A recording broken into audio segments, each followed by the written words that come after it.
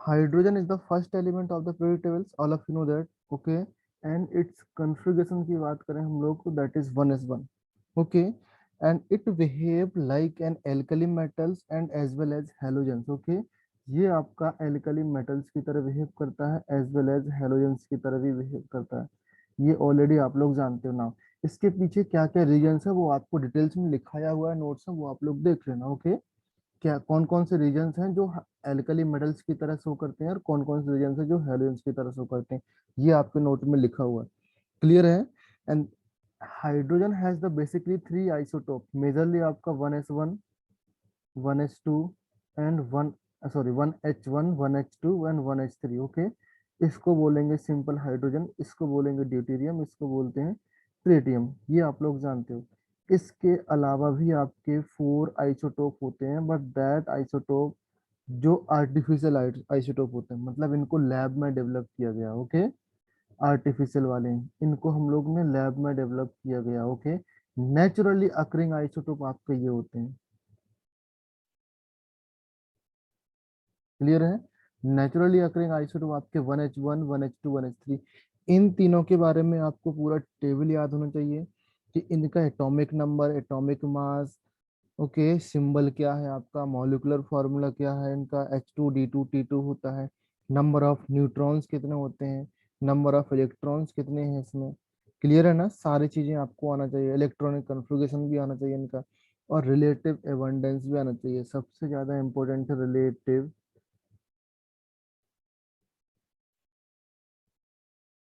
Abundance. H का होता है आपका रिलेटिव एबंडेंस कितना होता है बेटा? एनीवन?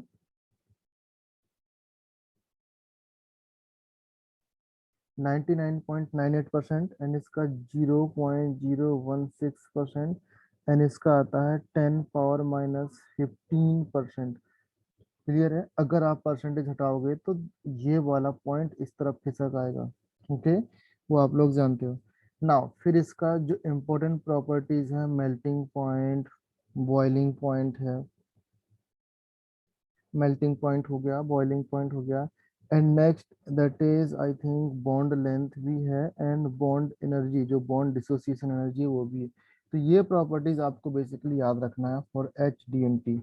मैंने आपको बताया था सारी प्रॉपर्टीज आपकी इंक्रीज होती हैं या डिक्रीज होती हैं।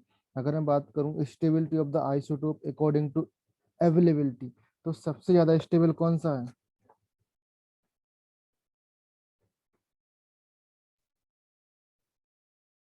बॉन्ड डिसोसिएशन एनर्जी सबसे ज्यादा किसकी होती है? Bond dissociation energy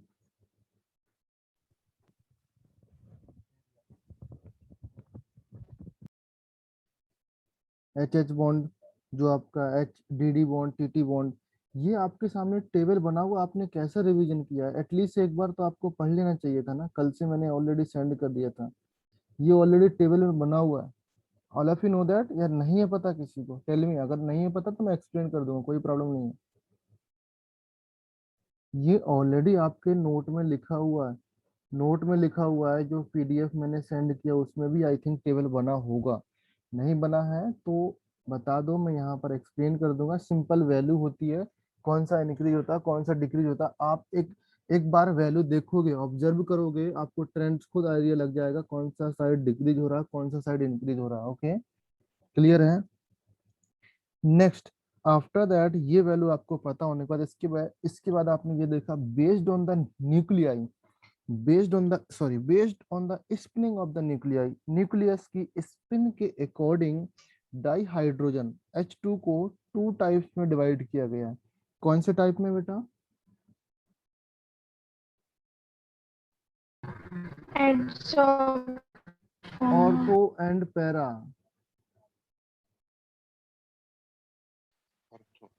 based on the spinning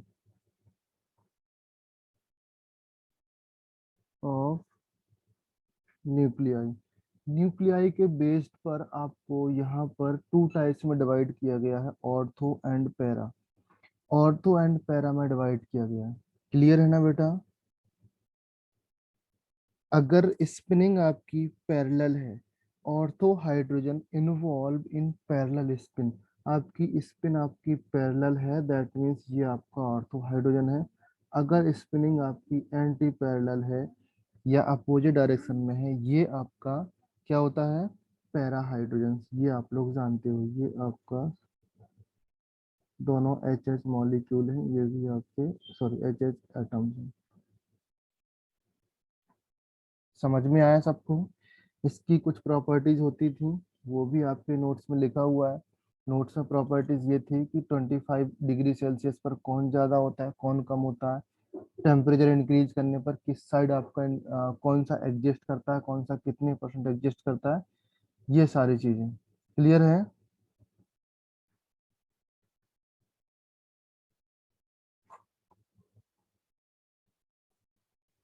next next है डाई हाइड्रोजन की आपकी जो रिलेटिव एक्टिविटीज है या रिलेटिव इनएक्टिविटी है बिकॉज ऑफ द एंथैल्पी। ये आपकी बॉन्ड एनर्जी पे आपके काम करती है कि कौन सा एक्टिव होता है, ये वाला ज़्यादा एक्टिव होगा कि ये वाला ज़्यादा एक्टिव होगा, ये वाला ज़्यादा एक्टिव होगा।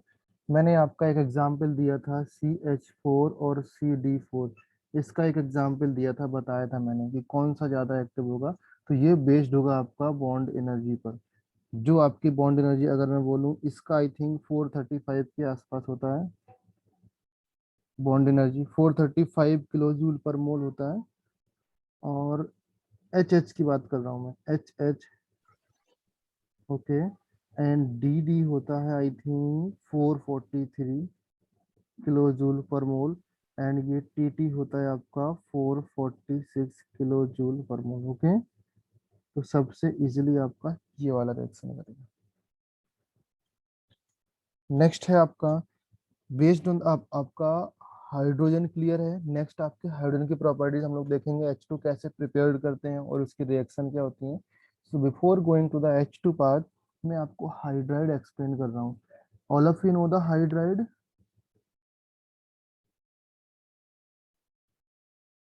हाइड्राइड जानते हो या नहीं जानते हो, टेल मी। हाइड्राइड क्या होता है? Basically binary part of the hydrogen. Hydrogen किसी भी चीज से रिएक्शन करके बाइनरी कंपाउंड बनाता हो, उसको हाइड्राइड बोलते हैं, किसी भी टाइप का हो। अगर मैं बोलूं HCl आपका हाइड्राइड है, यस HCl आपका हाइड्राइड है। H2O आपका हाइड्राइड है, यस ये भी आपका हाइड्राइड है। एक बाइनरी कंपाउंड बनाना चाहिए जहां पर हाइड्रोजन हो और साथ में एक कंपाउंड और होना चाहिए, कुछ भी कंपाउंड हो सकता है, वो लेट से सी लिख लिया मैंने, तो वो आपका एक टाइप का हाइड्राइड है। क्लियर है, सबको समझ में आया? नॉट ओनली ये नहीं बोलोगे कि सर मेटल ही हाइड्राइड बनाते हैं या नॉन मेटल नहीं बनाती हैं या आपके जो डी ब्लॉक के एलिमेंट है वो बनाते हैं। हर एक कंपाउंड आपका हाइड्राइड है, जो बस एक बाइनरी कंपाउंड होना चाहिए। अगर मैं बोलूं क्या H2SO4 हाइड्राइड है, नहीं ना, ये बाइनरी कंपाउंड नहीं है। समझ में आया all of you? Clear? Okay. Next, ये हाइड्राइड हो गया। Hydride depending on the based on the basically hydride classified in the 3 categories. Number 1 आपका हाइड्राइड क्या होगा, tell me. Saline. Yes saline बोलेंगे या आपका आयनिक हाइड्राइड बोल सकते हैं। आयनिक हाइड्राइड। आयनिक हाइड्राइड कैसे बनता है, किस तरीके से फॉर्म होता है? आयनिक हाइड्राइड व्हेन, अगर मैं बात करूं, एस ब्लॉक के एलिमेंट के साथ कंबाइंड होकर के आपका सलाइन हाइड्राइड बनता है, but except BNMG। Yes except Be and Mg। इसको छोड़ करके बाकी सारे कंपाउंड ऑफ एस ब्लॉक आपके आयनिक टाइप का हाइड्राइड फॉर्म करते हैं। Clear all of you? Next है आपका metal. Yes metallic type hydride. Okay, या इसको बोलेंगे interstitial hydride. Metallic type hydride में क्या होता है? Na+H। Na+H मेटालिक हाइड्राइड है। नहीं नहीं। अभी सही से हो जाओगे, एक लगेगा तो। मेटालिक हाइड्राइड कौन सा होता है? These hydride formed by some D block elements, like आपका जो D block element होते हैं ना, NF block। सॉरी क्या बोला? सर एफ ब्लॉक भी ना? हाँ, D and F block basically हम बोलेंगे डी एंड एफ ब्लॉक के साथ बनता है, डी एंड एफ ब्लॉक के एलिमेंट के साथ बनता है। क्लियर है? इसको आप इंटरस्टिशियल हाइड्राइड भी बोलते हैं। इंटरस्टिशियल हाइड्राइड आपके नोट्स में लिखा होगा। Okay, and the third type hydride is called covalent. Covalent. Covalent hydride. Covalent hydride किससे फॉर्म होता है? P block. Covalent hydride yes, P block से फॉर्म होता है। ओके, एंड पी ब्लॉक में आपके डिफरेंट डिफरेंट कैटेगरीज होती हैं। एक आपका 13th ग्रुप होता है, एक आपका 14th ग्रुप है, एक आपका 15, 16, 17th ग्रुप होगा। इसको डिफरेंट डिफरेंट कैटेगरी में डिवाइड किया गया था। एक आपका होता है प्रिसाइज इलेक्ट्रॉन रिच और electron deficient. Deficient. Electron deficient, deficient. Precise. Electron precise and rich. Electron rich. ये आपका टाइप ऑफ हाइड्राइड होते हैं। यहाँ पर इलेक्ट्रॉन डिफिशिएंट इसलिए बोला मैंने बिकॉज इसका इलेक्ट्रॉनिक कन्फिग्रेशन बनाओगे आप तो एक इलेक्ट्रॉन या दो इलेक्ट्रॉन की कमी रहेगी, बेसिकली ऑक्टेट कंप्लीट नहीं होगा। Let me show you. 13 group में कौन कौन से एलिमेंट आते हैं? 13 ग्रुप में आपका बोरॉन आएगा, एल्यूमिनियम आएगा, गैलियम आएगा, एंटीमनी आएगा और इंडियम आएगा। Now let me show you boron और एल्यूमिनियम आपका जब कंपाउंड बनाएगा तो BH3 बनेगा और AlH3 बनेगा। अभी आप इसका स्ट्रक्चर बना के देखो। एल्यूमिनियम यहाँ पर है, एक हाइड्रोजन यहाँ पर करेगा कंबाइंड, एक हाइड्रोजन यहाँ पर कंबाइंड करेगा, एक हाइड्रोजन यहाँ पर कंबाइंड करेगा। नाउ अभी एस आप भी नहीं आता ना? कैसा एस भी नहीं आता ना? एस टीएल आता है। TL है? अच्छा, यस, TL आता है, ऐसा है, indium and TL। Okay,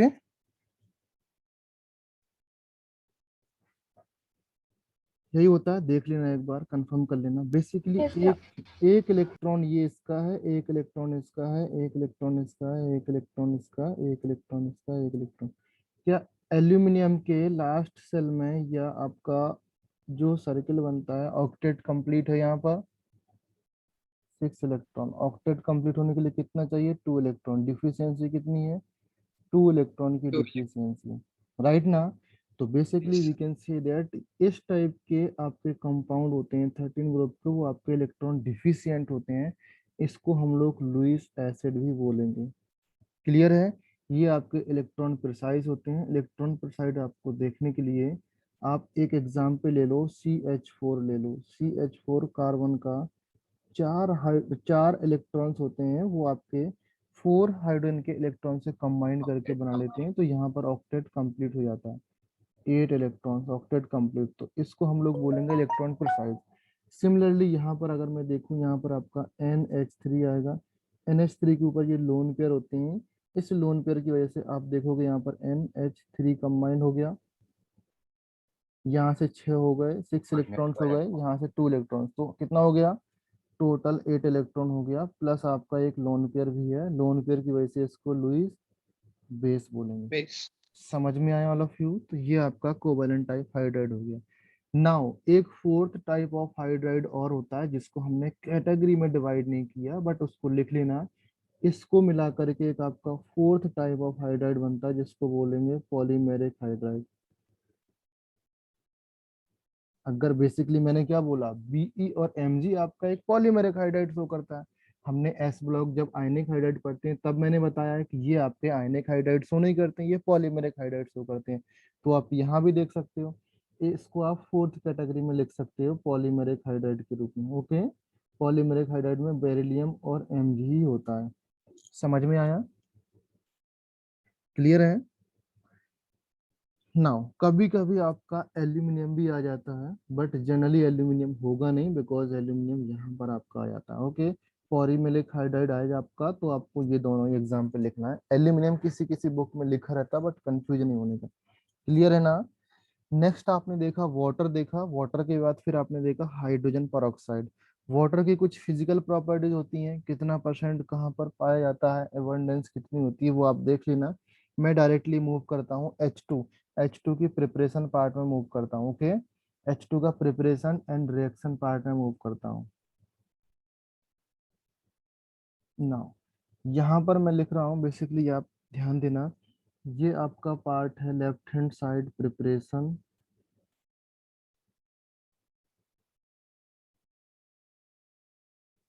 right hand side part है उसका प्रॉपर्टी।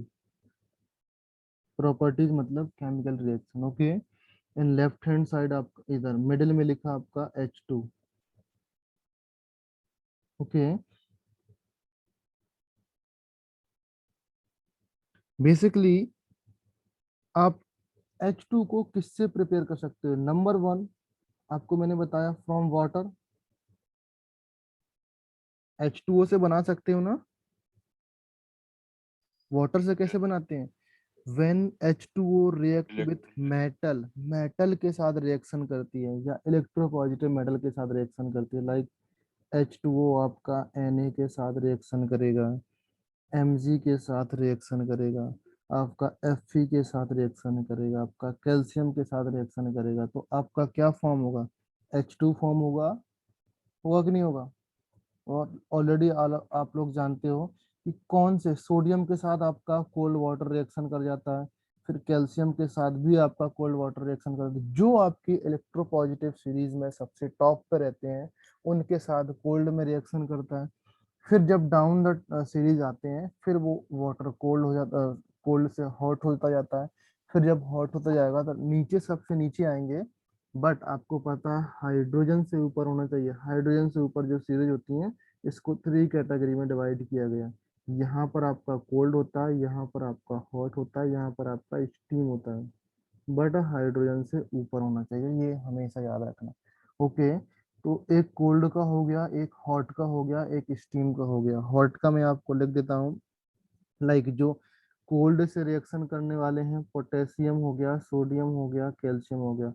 जो हॉट से रिएक्शन करने वाले हैं H2O, लाइक मैग्नीशियम हो गया, जिंक हो गया, एल्यूमिनियम हो गया, ओके। फिर आपका जो स्टीम से रिएक्शन करने वाले हैं, लाइक आपका Fe हो गया, Fe, Ni हो गया, और आई थिंक SN भी हो गया, ओके।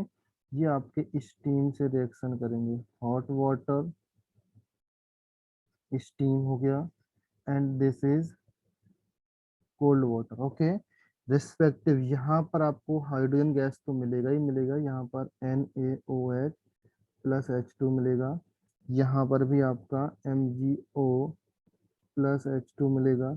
सिमिलरली यहाँ पर भी आपका Fe3O4 प्लस H2 मिलेगा। ये रिएक्शन रिवर्सिबल होती है, यहाँ पर टेम्परेचर बहुत ज़्यादा चाहिए होता है, अप्रोक्सीमेट 1000 केल्विन के आसपास, मीन्स तभी तो स्टीम बनेगा। और इसको भी रेड हॉट होना चाहिए, ये आपको बताया मैंने, रेड हॉट आपका आयरन होना चाहिए और यहाँ पर स्टीम होना चाहिए, तब जाके आपका H2 गैस मिलेगा। ये आपका फर्स्ट प्रिपरेशन हो गया, क्लियर है, फ्रॉम H2। सेकंड देखेंगे हम लोग, सेकंड पार्ट है फ्रॉम द इलेक्ट्रोलिसिस। जब आप इलेक्ट्रोलिसिस करते हो, इलेक्ट्रोलिसिस करते हैं, फॉर एग्जांपल इलेक्ट्रोलिसिस आपका H2O का अगर मैं इलेक्ट्रोलिसिस करेंगे हम लोग, तो आपका क्या फॉर्म होगा? H2 फॉर्म होगा प्लस O2 फॉर्म होगा। एग्री? एग्री हो कि नहीं है? यहाँ से आपका इलेक्ट्रोलिसिस में पहले क्या जाता है, इसको एक एरो हटा देता हूँ मैं यहाँ पर। सबसे पहले आपका H पॉजिटिव OH नेगेटिव जाएगा, फिर एक कैथोड पर कौन जाने वाला है और एनोड पर कौन जाने वाला है, टेल मी। कैथोड पर कौन जाएगा? कैथोड आपका नेगेटिव चार्ज और पॉजिटिव चार्ज, कैथोड नेगेटिव, तो यहाँ पर आपका कैथोड पर जाएगा और ये पार्ट आपका एनोड पर जाएगा। यहाँ से आपका H2 बन जाएगा और OH से आपका रिएक्शन, OH से बनेगा H2O प्लस O2 बनेगा, और ये H2 आपका फर्दर यहाँ पर आ जाएगा, फर्दर रिएक्शन होने लगेगी। तो बेसिकली जो आपके प्रोडक्ट बन रहे हैं, H2 बन रहा है और O2 बन रहा है, एक आपका कैथोड पर बन रहा है, एक आपका एनोड पर बन रहा है, ये चीज आपको याद रखना है, क्लियर है। नेक्स्ट स्टेप है आपका फ्रॉम दी एसिड और बेस। आपका फ्रॉम द एसिड से बनेगा और बेस से बनेगा। एसिड के साथ जब रिएक्शन करेगा, लाइक HCl है आपका, यहाँ पर Mg मेटल रिएक्शन कर रही है, तो ये MgCl2 बनेगा प्लस H2 गैस बनेगा। Clear all of you? यहाँ पर ZnSO4 है प्लस H2SO4 है और रिएक्शन कर रहा है Zn से, यहाँ पर ZnSO4 बनेगा प्लस आपका क्या बनेगा, H2 गैस बनेगा। क्लियर है ऑल ऑफ यू? ये याद रखना, यहाँ पर डाइल्यूट एसिड होना चाहिए, सल्फ्यूरिक एसिड हो चाहे कोई किसी भी टाइप का एसिड हो, आपका डाइल्यूट होना चाहिए। और HNO3 के केस में आपका वेरी वेरी डाइल्यूट एसिड होना चाहिए।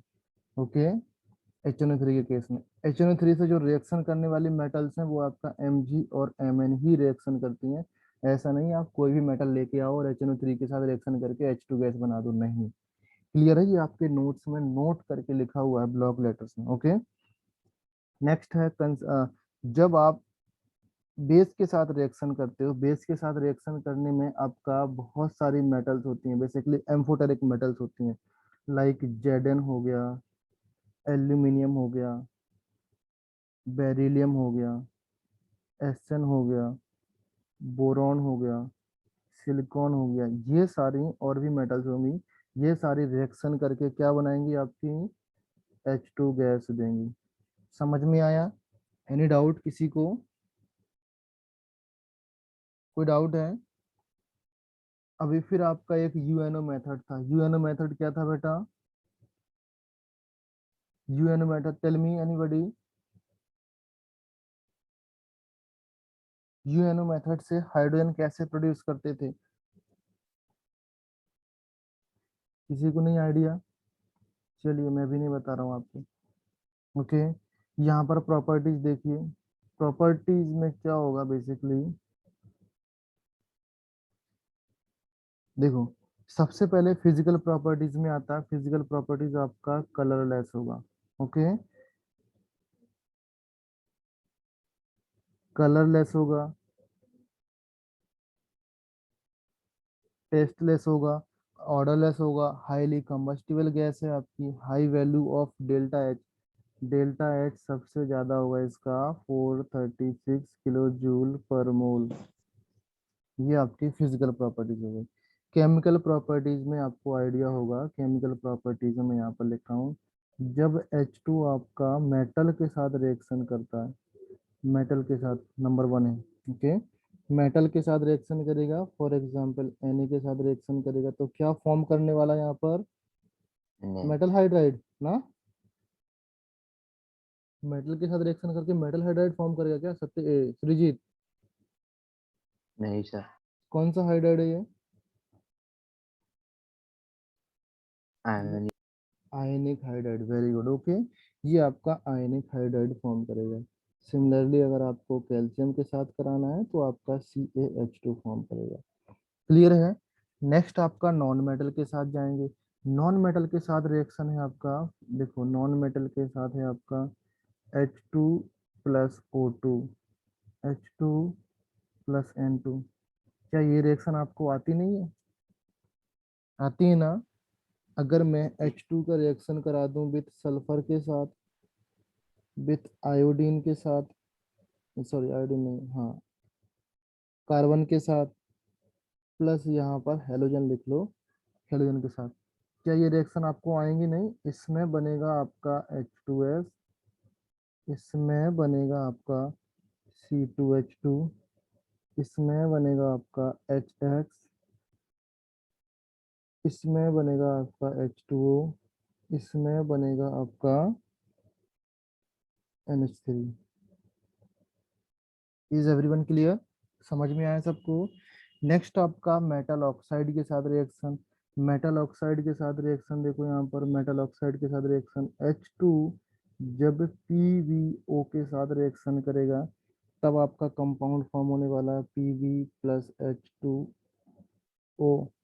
सिमिलरली आपका जो आपका रिड्यूसिंग एजेंट होगा, for example carbon oxide, carbon monoxide, H2 आपका कार्बन मोनोऑक्साइड के साथ रिएक्शन करके आपका CH3OH बनाता है। This is a important reactions, यहाँ पर आप नोट डाउन कर लेना। टेम्परेचर 700 केल्विन होगा, 200 atm प्रेशर होगा आपका, एंड यहाँ पर ZnO और Cr2O3 कैटलिस्ट होगा। ये आपकी इम्पोर्टेंट रिएक्शन। ओके, फिर आपका अनसेचुरेशन में भी यूज होता है। अनसेचुरेशन मीन्स क्या होता है, लाइक डबल बॉन्ड को सिंगल बॉन्ड में कन्वर्ट करना है, सिंगल बॉन्ड को ट्रिपल बॉन्ड को सिंगल बॉन्ड में लेके आना, या वेजिटेबल ऑयल्स को फैट में कन्वर्जन करना है। ये आपका H2 का प्रिपरेशन एंड प्रॉपर्टीज कंप्लीट हुआ। Is there any doubt anyone, किसी को कुछ प्रॉब्लम? नेक्स्ट हम लोग मूव ऑन करते हैं वाटर पार्ट में। H2O की लेफ्ट हैंड साइड फिर से प्रिपरेशन होगा, राइट हैंड साइड आपका फिर से प्रॉपर्टीज होगा। ओके, नाउ यहाँ पर प्रिपरेशन तो कुछ होगा नहीं बेटा। ओके सर, प्रिपरेशन वाटर का कुछ है नहीं आपको। ओके, केमिकल प्रॉपर्टीज हम लोग लिखाएंगे यहाँ पर, फिजिकल प्रॉपर्टीज लिख लो, फिजिकल प्रॉपर्टीज एंड यहाँ पर केमिकल प्रॉपर्टीज। फिजिकल प्रॉपर्टीज में अगर मैं देखूं यहाँ पर composition of oxygen element by mass अगर देखेंगे, हाइड्रोजन एंड ऑक्सीजन, यहाँ पर H और O अगर बाय मास देखेंगे दैट इज 1:8। क्या आता है बाय मास। अगर मैं सेम देखूं H और O 1 रेशियो, सॉरी यहाँ पर 2:1 आएगा, ये आपका आएगा बाई वॉल्यूम। समझ में आया? क्लियर है ना? यहाँ पर आप निकाल सकते हो कितने सिग्मा बॉन्ड है, कितने पाई बॉन्ड है, बॉन्ड एंगल निकाल सकते हो, डाइपोल मोमेंट निकाल सकते हो। क्लियर है ना? एंड आपका हाइड्रोजन और सॉरी हाइड्रोजन बॉन्ड भी आप बता सकते हो, आइस में, स्टीम में और वाटर में कितना होता है, वाटर का स्ट्रक्चर भी देख सकते हो यहाँ पर। यहाँ पर मैं लिख रहा हूँ क्या क्या प्रॉपर्टीज आपको रीड डाउन करना, हाइब्रिडाइजेशन भी देखना है। ओके, नेक्स्ट आपका bond angle. Okay, bond angle हो गया आपका, डाइपोल मोमेंट, डाइपोल मोमेंट के बाद फिर नेक्स्ट अगर बात करें हम लोग structure, ice, water liquid form में प्लस स्टीम, इन सब का स्ट्रक्चर का बॉन्ड एंगल भी देखना है। ओके, नेक्स्ट आपको डेंसिटी देखना है तीनों फॉर्म में आपका। ओके, फिर आपका आ जाता है डिसोसिएशन कांस्टेंट, जो KW आपने पढ़ा होगा, डिसोसिएशन कांस्टेंट। ये एक B2 ग्रुप ने पढ़ा हुआ है, B1 ग्रुप ने आई थिंक नहीं पढ़ा हुआ। ओके, तो टेंशन मत लेना, इसके ऊपर क्वेश्चन B2 को मिलेगा, B1 को नहीं मिलेगा। ओके, डिसोसिएशन कांस्टेंट आपका एट 25 डिग्री सेल्सियस पर होता है ये। अगर टेम्परेचर इंक्रीज करते हैं या डिक्रीज करते हैं तो इसके ऊपर क्या इफेक्ट आएगा, वो भी आपका फिजिकल प्रॉपर्टीज में आता है। ओके, आपने आयनिक इक्विलिब्रियम में रीड किया होगा, बट यहाँ पर फिजिकल प्रॉपर्टीज में आता है। Okay, now next in chemical property, all of you listen. In chemical properties basically dissociation of water, water का डिसोसिएशन आप करते हो H2O का, H2 में प्लस O2 में आप डिसोसिएशन करते हो, यहाँ पर वेरी हाई टेम्परेचर, तब जाके डिसोसिएशन होता है इसका। ओके, बेसिकली अगर मैं बात करूं, अगर इसका एक थियोरेटिकल एस्पेक्ट की बात करूं, dissociation is 0.2% even at 1500 kelvin. इतना टेम्परेचर पर आपका इतना परसेंट डिसोसिएशन होगा, तो you can assume that, you can feel that कि कितना टेम्परेचर यहाँ पर लगाना पड़ेगा आपको। क्लियर है? नाउ नेक्स्ट आपने देखा वाटर का, आपने एम्फोटेरिक प्रॉपर्टीज भी देखा होगा। वाटर का एम्फोटेरिक प्रॉपर्टीज में वाटर आपका, जब वाटर आपका अमोनिया के साथ, यहाँ पर लिख रहा हूँ amphoteric nature, amphoteric nature of water. Water का आपका एम्फोटेरिक नेचर क्या होता है, इसमें आपने देखा होगा H2O आपका NH3 के साथ रिएक्शन करेगा तो यहाँ पर ये बेस की तरह काम करेगा, और जब वाटर आपका वाटर के साथ सेल्फ रिएक्शन करेगा तो एक आपका बेस होगा तो एक आपका एसिड होगा। यहाँ पर ये बेस है तो यहाँ पर ये एसिड है। ये रिएक्शन आप लोगों ने देखी होंगी। क्लियर है? अगर नहीं देखी तो मैं बता देता हूँ आपको, यहाँ पर बनेगा NH4 positive, plus OH negative. Okay, and in this case H3O positive plus OH negative. आपको यहाँ पर देखना है लुईस एसिड लुईस बेस या ब्रोस्टन एसिड ब्रोस्टन बेस, वो आपको देखना है। क्लियर है। नेक्स्ट आपका है फॉर एग्जांपल हाइड्राइड, तो आपने पढ़ लिया। हाइड्रोलिटिक रिएक्शन भी आपने, हाँ ये हाइड्रोलिटिक रिएक्शन आपको बहुत इंपॉर्टेंट है, ये आप नोट डाउन कर लेना बेटा।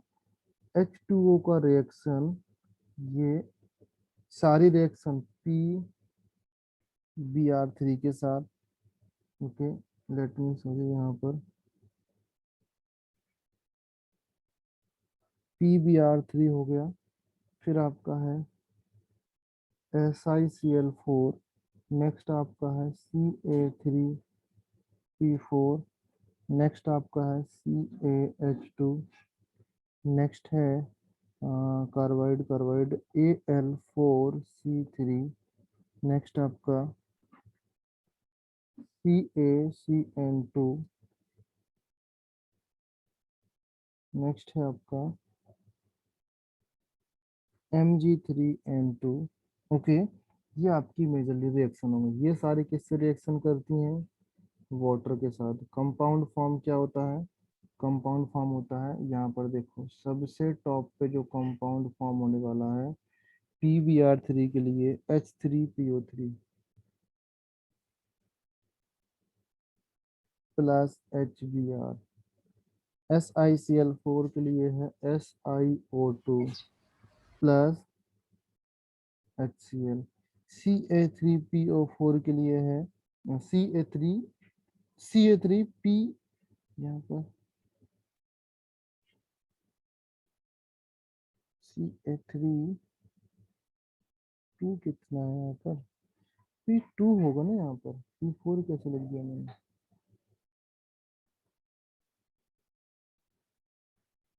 बिकॉज बैलेंस ही मैच नहीं कर रहा। फिर आप देखोगे यहाँ पर, तो यहाँ पर रिएक्शन होगा आपका कैल्शियम हाइड्रोक्साइड प्लस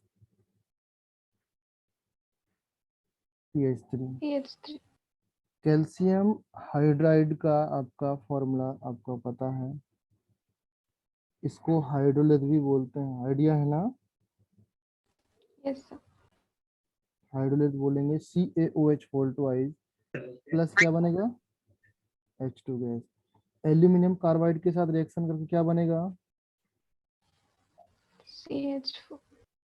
Ca, पहले तो एल्यूमिनियम हाइड्रोक्साइड बनेगा, एल्यूमिनियम हाइड्रोक्साइड प्लस CH4। यहाँ पर CH4। एक रिएक्शन और लिख लो आप, CaC2, कैल्शियम कार्बाइड तो लिखा नहीं ना आपने। कैल्शियम कार्बाइड के साथ रिएक्शन करके क्या बनेगा यहाँ पर, लास्ट में बताओ? C2H2।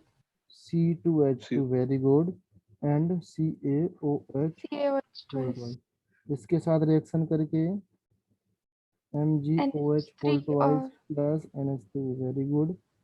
CaN2 के साथ रिएक्शन करके CaCO3 प्लस NH3। ये आप लास्ट में देखो, मैंने एस ब्लॉक में बताया था, कैल्शियम जब आपने पढ़ाया था, जब मैंने ये बताया था कि ये आपका एज अ फर्टिलाइजर की तरह यूज किया जा सकता है, बताया ना? Okay yes sir. गुड। इसको बोलते हैं बेटा hydrolytic equation, hydrolytic equation reaction. Basically यहाँ पर इनका हाइड्रोलिसिस हो रहा है। ओके, नेक्स्ट आपकी रिएक्शन है जिसको बोलेंगे hydrate reaction. Hydrate reaction basically क्या होता है? जिसमें वाटर कंबाइंड हो जाता है। हाइड्रेट रिएक्शन, यहाँ पर हेडिंग लिख लो,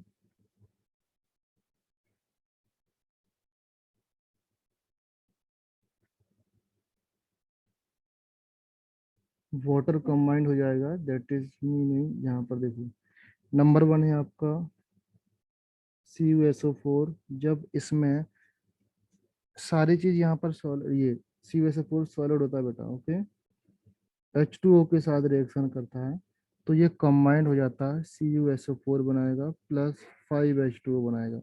इस चीज के बारे में आप जानते हो ये क्या होता है, इसका कलर क्या होता है? नहीं जानते तो जान लो बेटा।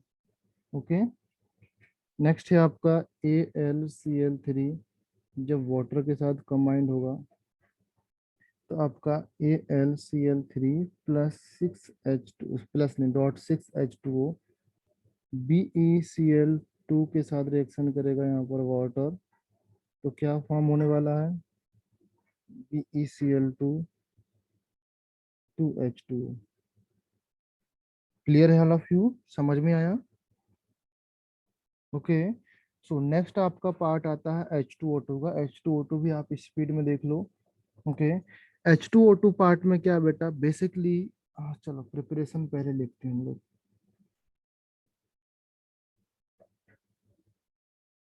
Preparation property. Okay. Preparation part में सबसे फर्स्ट मेथड आपने पढ़ा होगा मर्क्स मेथड। अगर नहीं पढ़ा तो मैंने कभी ना कभी नोट्स में नहीं लिखा, मुझे पता है, बट मैंने इसको बताया है लास्ट में किसी सीट में सॉल्व करते हुए। MER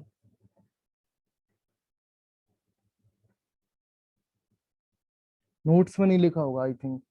मर्क्स प्रोसेस में क्या होता है बेटा, टेल मी एनीबॉडी। बोरान का कुछ तो होता है ना? अरे यार बोरॉन का नहीं होता है, ऐसे याद करोगे आप लोग। मर्क्स Sir, प्रोसेस में BaO2 plus CO2 plus H2O give rise to BaCO3 plus H2O2. पक्का ऐसे होता है मर्क्स प्रोसेस में? हाँ सर। कहाँ पर पढ़ा आपने? सर आपने ही दिया ना। नहीं दिया था मैंने, गलत बोल रहे हो। कौन बताएगा मर्क्स प्रोसेस क्या होता है?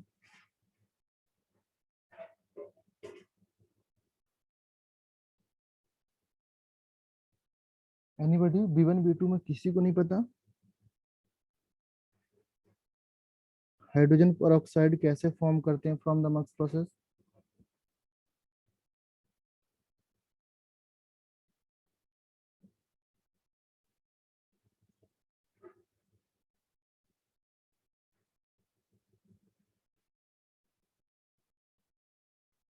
क्या चल रहा है भाई?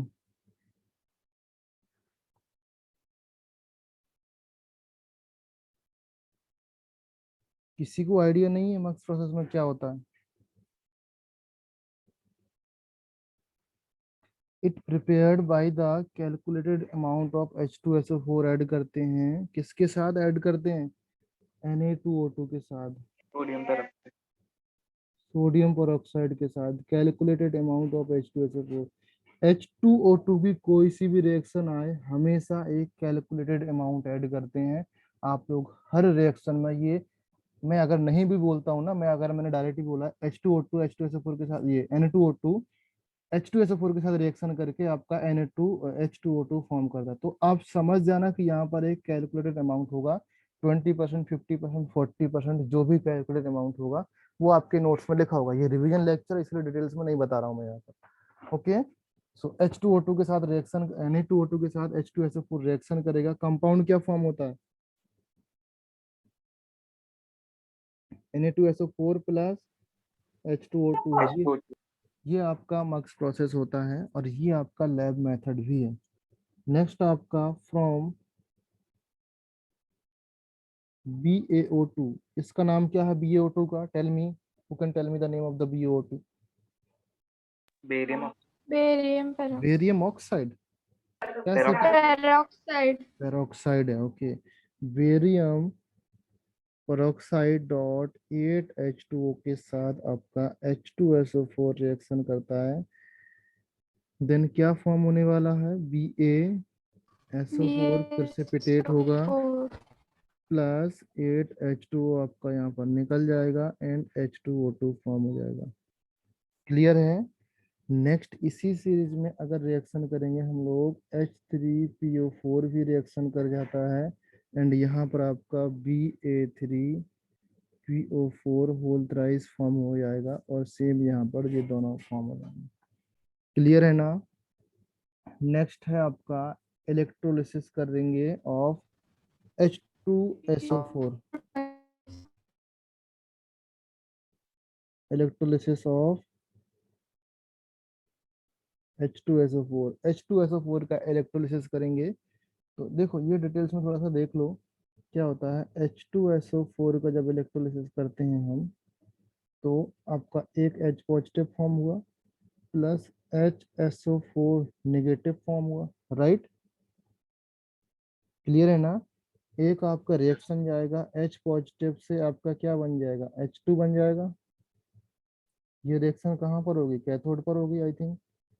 फिर एक रिएक्शन होगी आपकी एनोड पर, एनोड पर आपका HSO4 सिंगल नेगेटिव आपका रिएक्शन करके H2S2O8 बनाएगा। इलेक्ट्रॉन अपने आप लिख सकते हो, आप लोग लिख सकते हो ना, B1 B2 दोनों लोग कंफर्म करो, दोनों बैच से इलेक्ट्रॉन बैलेंस करके लिख सकते हो ना, कहाँ पर ऐड हो रहे हैं कहाँ पर रिमूव हो रहे हैं इलेक्ट्रॉन, राइट ना? यहाँ पर -2 इलेक्ट्रॉन्स होंगे, यहाँ पर +2 इलेक्ट्रॉन्स होंगे। चलिए वो भी हो गया। ओके, नाउ नेक्स्ट, ये जब रिएक्शन करेगा वाटर के साथ, आपका H2O2 फॉर्म हो जाएगा प्लस H2SO4 फॉर्म हो जाएगा। यही सेम रिएक्शन आप 16th ग्रुप में पढ़ोगे, जब आपको मैं H2SO4 की प्रिपरेशन पढ़ाऊंगा, प्रिपरेशन ऑफ H2SO4, तब भी आपको सेम रिएक्शन पढ़ेंगे। उससे H2SO4 से ही हमने H2SO4 मिलता है, H2SO4 ही यूज किया मैंने और H2SO4 मिल जाता, तब हम लोग देखेंगे सेम रिएक्शन। ओके, तो अभी याद कर लो, डबल फायदा हो जाएगा आपको। ओके, तो यहाँ पर मिल गया, H2O2 मिल गया। नेक्स्ट देखेंगे, आई थिंक नेक्स्ट आपका एयर ऑक्सीडेशन पढ़ा होगा आपने, जो आपका ऑटो ऑक्सीडेशन बताया था मैंने। किसका होता था auto oxidation? Can you tell me the name of the product? अरे प्रोडक्ट का नेम भूल गए क्या इतनी जल्दी? अभी मुझे शक हो रहा कि आप लोग कॉपी करके एग्जाम देते हो।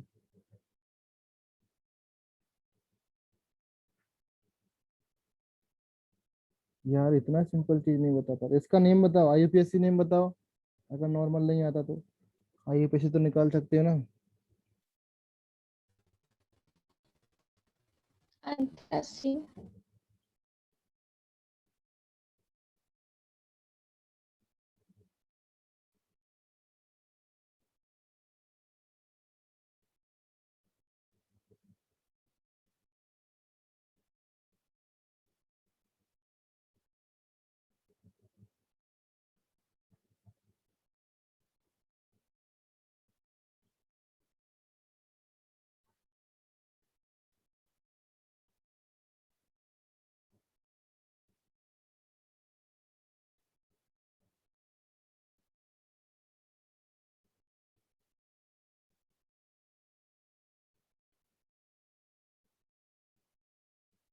क्लियर है?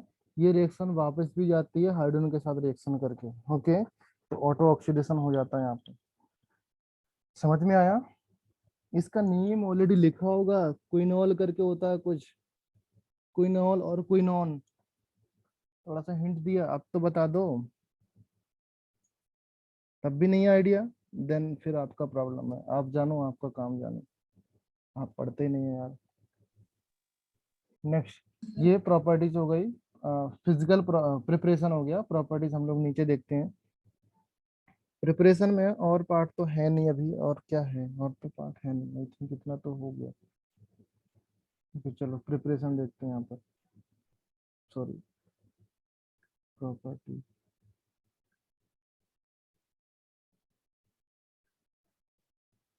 प्रॉपर्टीज में क्या क्या है? फर्स्ट प्रॉपर्टीज, कलरलेस होता है, सीरीपी टाइप लिक्विड है, ऑर्डरलेस, ऑर्डर होता है इसका लाइक नाइट्रिक एसिड की तरह ऑर्डर होता है इसका, एंड ये सॉल्युबल होगा in alcohol and ether, soluble in alcohol and ether. इसका बॉइलिंग पॉइंट, डेंसिटी और मेल्टिंग पॉइंट याद कर लोगे तो अच्छा है, नहीं तो कभी कभी पूछ ले जाता है एग्जाम में। ओके, ये बॉइलिंग पॉइंट कंपैरिजन करके पूछ ले जाता है, H2O2 और H2O में बॉइलिंग पॉइंट बताओ। ओके, बॉइलिंग पॉइंट कितना होता है, तो वो पूछ लिया जाता है कि हाइड्रोजन बॉन्डिंग किस में है, किस में ज्यादा है, तो बॉइलिंग पॉइंट का कंपेरिजन पूछ लिया जाता है कि बॉइलिंग पॉइंट H2O और H2O2 में किसका ज्यादा होगा। क्लियर है? नाउ नेक्स्ट देखो, इसमें केमिकल प्रॉपर्टीज में all of you know that H2O2 को अगर मैं नॉर्मली रख दूं तो ये डिकम्पोज हो जाता है H2O में प्लस O2 में। ओके, ये नॉर्मली डिकम्पोज हो जाता है। क्लियर है ना? डिकम्पोज हो जाएगा। इस डिकम्पोजिशन को रोकने के लिए यहाँ पर एल्कोहल की कुछ ड्रॉप ऐड करते हैं, एल्कोहल की कुछ ड्रॉप ऐड करते हैं, जिससे ये डिकम्पोजिशन नहीं होता है। अगर हमको H2O2 रखना है, जैसे था वैसे ही रखना है, तो किस उस सॉल्यूशन में या उस लिक्विड में आपने कुछ एल्कोहल की ड्रॉप ऐड कर दी, तो वो कन्वर्ट नहीं हो पाएगा या डिकम्पोज नहीं हो पाएगा वाटर और O2 में। क्लियर है? यहाँ पर जो एल्कोहल है ना, एल्कोहल आपने ऐड किया, OH जो आपने ऐड किया ना alcohol, alcohol as a negative catalyst का काम करता है। समझ रहे हो बेटा all of you? Negative catalyst, positive catalyst जानते हो? कैटलिस्ट बेसिकली क्या करता है? जो आपका कैटलिस्ट होता है, कैटलिस्ट रिएक्शन की रेट ऑफ रिएक्शन को इंक्रीज और डिक्रीज करता है, बेसिकली अल्टर्ड करता है, रेट ऑफ रिएक्शन को चेंज करता है। अगर रेट ऑफ रिएक्शन को इंक्रीज करता है दैट मीन्स वो आपका पॉजिटिव कैटलिस्ट, अगर रेट ऑफ रिएक्शन को डिक्रीज करता है वो आपका निगेटिव कैटलिस्ट होगा। क्लियर है? तो यहाँ पर अल्कोहल निगेटिव कैटलिस्ट की तरह बिहेव करता है। नेक्स्ट है एसिड के साथ रिएक्शन या बेस के साथ रिएक्शन, या basically we can say that first acidic nature देखो, फिर देन बेसिक नेचर देखेंगे हम लोग। ओके, एसिडिक नेचर देखेंगे एंड इसका ऑक्सीडाइजिंग बिहेवियर और रिड्यूसिंग बिहेवियर भी देखना है। पहले एसिडिक नेचर देखो।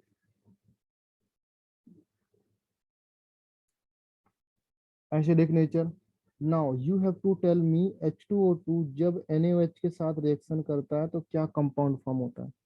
Who will tell me? Important reaction है बेटा।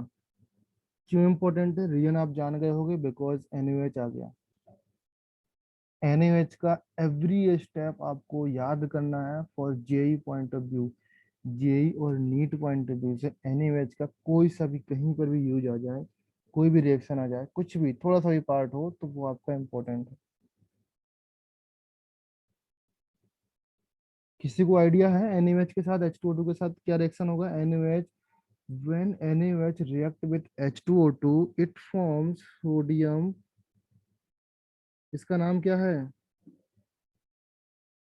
Sodium peroxide. Sodium peroxide. Sodium peroxide form होता है। ये आपका इंपॉर्टेंट रिएक्शन है, याद कर लो।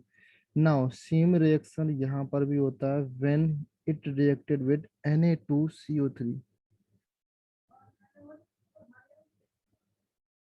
Na2CO3 के साथ रिएक्शन करेगा, इट फॉर्म Na2O2 ऑल्सो, यहाँ पर भी प्लस CO2। याद रहेगा? क्लियर है ना? अगर मैं बात करूं आपसे ऑक्सीडाइजिंग बिहेवियर क्या होता है H2O2 का?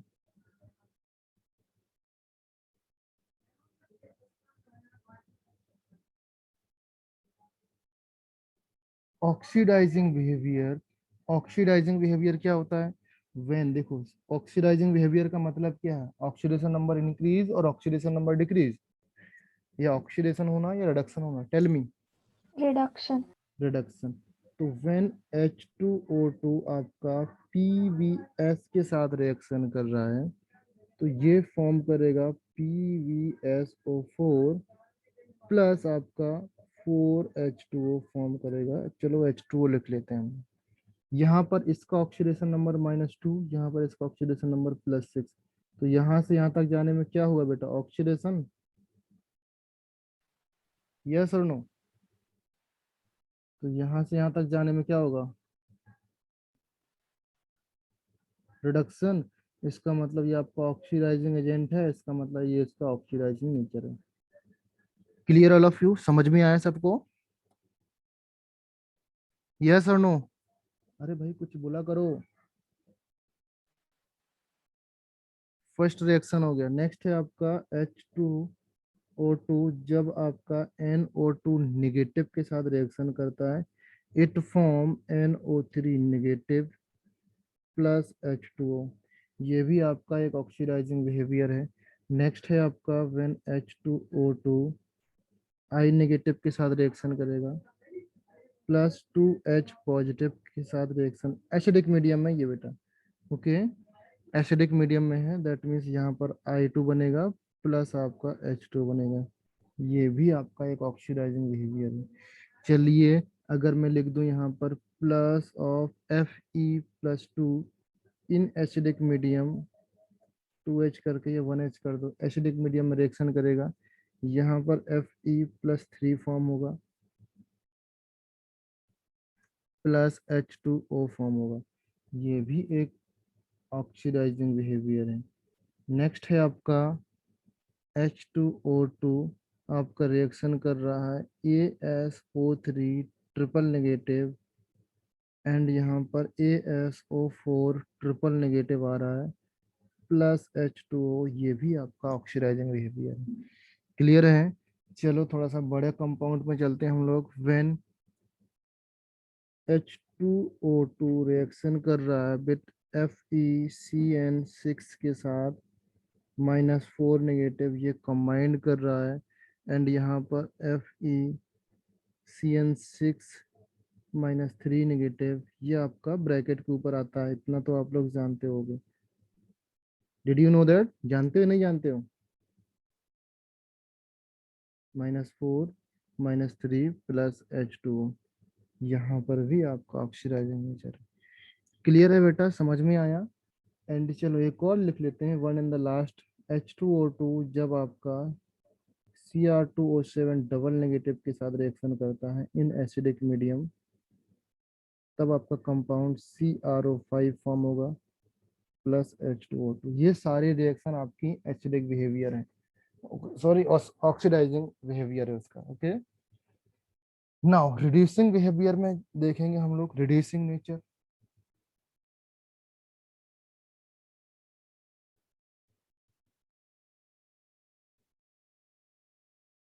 रिड्यूसिंग नेचर क्या होगा? Ag2O को कन्वर्ट कर देगा ये Ag में, प्लस आपका H2O बनेगा प्लस आपका O2 बनेगा। यहाँ पर प्लस H2O2 कॉमन है, वो याद रखना। PbO2 को चेंज करेगा this one in PbO plus, दोनों कॉमन रहेंगे यहाँ पर। ओके, नेक्स्ट है आपका O3 को रिएक्शन करेगा यहाँ पर, ये आपका H2O में कन्वर्ट करेगा प्लस O2 में कन्वर्ट करेगा ओजोन को।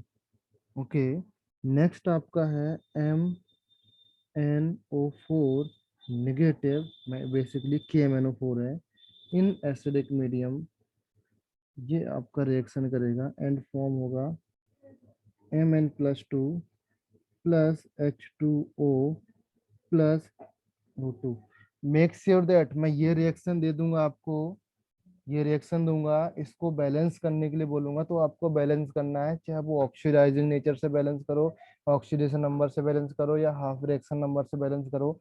और मैं पूछ लूंगा कि यहाँ पर x है तो इस x की वैल्यू निकालो, तो इस टाइप का क्वेश्चन भी आ सकता है आपके एग्जाम में। तो बोलोगे सर ये तो रिडॉक्स का पार्ट है, नहीं ये रिडॉक्स का पार्ट नहीं है, ये सारा कॉम्बिनेशन चलता रहता है। ओके, यही सेम रिएक्शन आपको जब मैं D and F block element पढ़ाऊंगा ट्रांजिशन मेटल, तब Mn की रिएक्शन वहां पर पढ़ाऊंगा।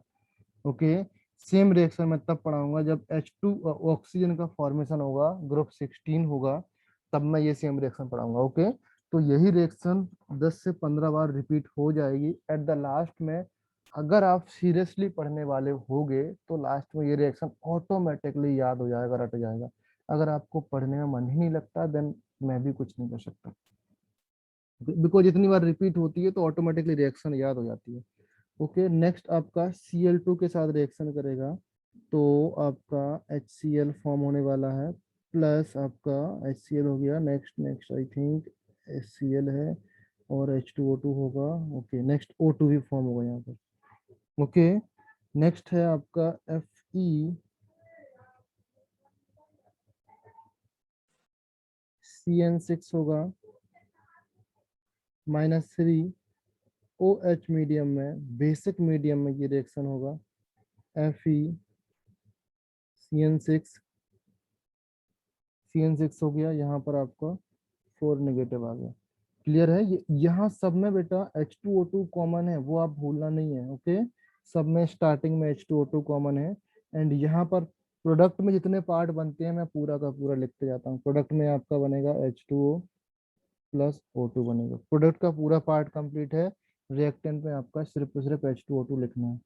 यहाँ पर हाइपोक्लोराइड या हाइपो हैलाइड के साथ रिएक्शन होगा बेसिकली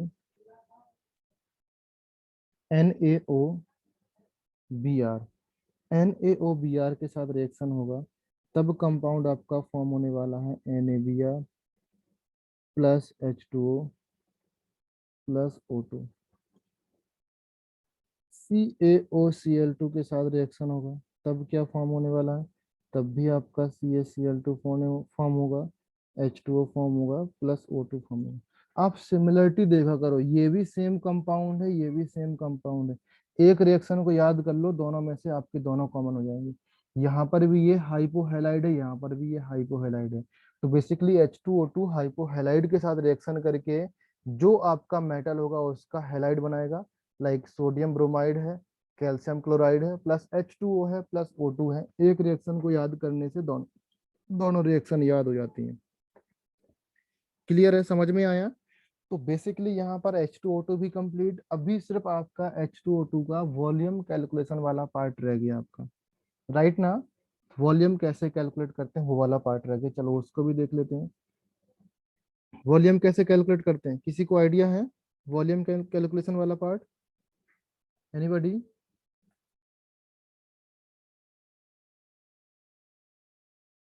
अरे भाई कोई तो बताएगा ना वॉल्यूम कैलकुलेशन वाला पार्ट।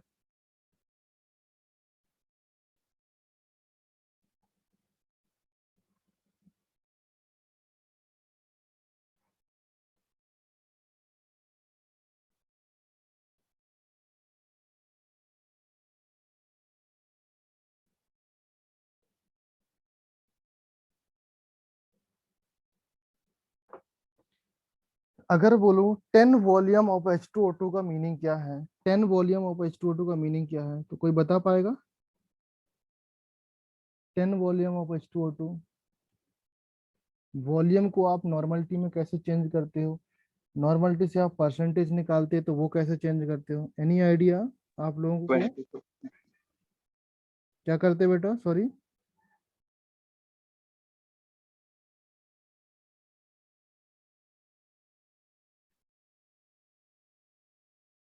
ऐसी प्रसाद क्या बोला तुमने?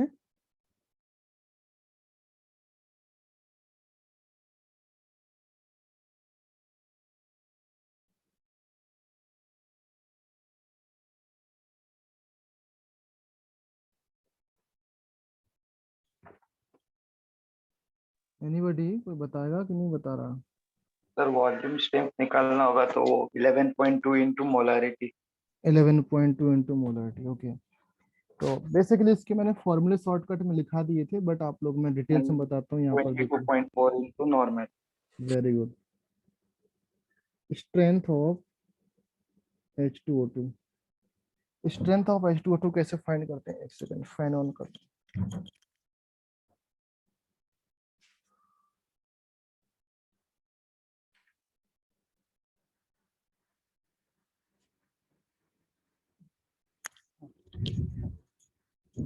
स्ट्रेंथ ऑफ H2O2 बेसिकली आपके पास एक सैंपल होगा, ओके।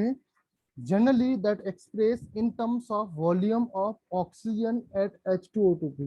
बेसिकली कितना वॉल्यूम ऑफ ऑक्सीजन हीट करने पर H2O2 प्रोड्यूस करता है एट NTP, वो आपका वॉल्यूम टर्म्स होता है, स्ट्रेंथ होता है। किसमें? जैसे हम बोलेंगे the volume of oxygen at NTP, that one volume of H2O2, one volume of H2O2 gives on heating। Clear है? ये चीज समझ में आया? नहीं समझे? चलो मैं दिखाता हूँ। फॉर एग्जाम्पल अगर मैं बोलूँ 10 वॉल्यूम मीन्स है आपके सामने 10 वॉल्यूम्स, 10 वॉल्यूम H2O2 लिखा, इसका मीनिंग क्या है? इसका मीनिंग ये है 1 volume